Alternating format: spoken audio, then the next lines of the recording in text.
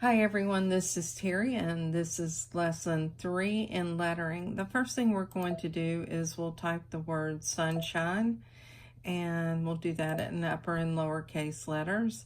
So bear with me while I type that word out. And here we go. Okay, now what we're going to do is I want to show you a ray. And you'll notice with the ray, we're going to arc it. I've shown that in another video. You can also have a tighter arc, but it's a smaller radius of a circle.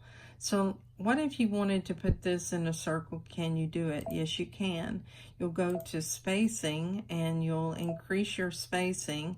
It will complete that circle for you. And then you can just space these letters out however you want. And when you're satisfied with it, you are ready to take it to embroidery. I'm going to straighten this out, and we're going to go back to the single line and choose OK. We're going to delete a couple of letters because I want to show you something else. We'll go to array. And if you wanted to have your text vertically, you can do that. And you can do it vertically from the top or the bottom. Since it's already in this angle, I'll go ahead and move it so it's more or less upside down. And that's for the benefit of your time, because I could rotate it so it's the opposite direction. But this is how you can get vertical text. And we'll choose OK. And let's just choose return, and we'll create something else. So this time we're going to go in and we will type the word cats, C-A-T,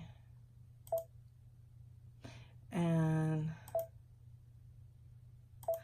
then let's just say you're a dog lover, and we're going to type cats are not allowed. And some of you may say dogs are not allowed.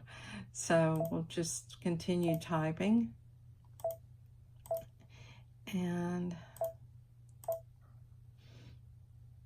we'll choose lowercase.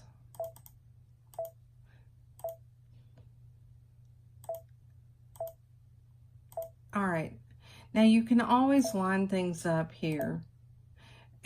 But what happens if you set this and you didn't line it up? Now you can go into edit text, but you can also go to edit, ungroup it, and you can align it here. So here's left, right, moving it back to the center. What if you choose one of these others? Well, you really have a mess. And if you tried to get back, you have a mess. Choose OK and just undo. And there you are. All right, let's select all this and regroup it and choose OK and delete it. Now let's go back into the lettering because I like to show you something else.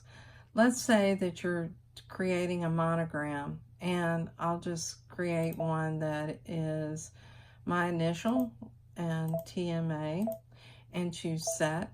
Now, one of the things that you can do is you can go in and go back into your text by choosing edit, go back to text. I didn't need to set it, but I wanted to show you that's how to save it. So we'll go into the individual letters, and what I want to do is choose individual fonts for each of these letters, or at least for 2 of them. So right now I've chosen all the letters, so I'll go back and choose a different font, and what I'll do is I'll choose 17. And now what I'll do is I'll go to the individual letter, and I'll select the second letter, and I'll make that number 16. So I can choose each one of these letters as long as I have the individual letter. I'll choose OK. Now what I'm going to do is go to spacing, and because I have selected the text edit from embroidery, I have actually more options on the screen. The first thing I'm going to do is go to the T, and because I have the individual letter selected, I'll move the T up, and you'll hear it click like da-da. And then I'll move to the A, and I'll move that down. So here's a quick way to create a monogram, and you know when you hear that click that you have everything lined up. Now if you wanted to move this up on the screen, you could do that right here, or you can move it back to the center. All right, thanks for your time today. As I mentioned, this is lesson 3. Stay tuned for lesson 4, where we'll talk about the embroidered alphabet. Thanks everyone, and have a great day.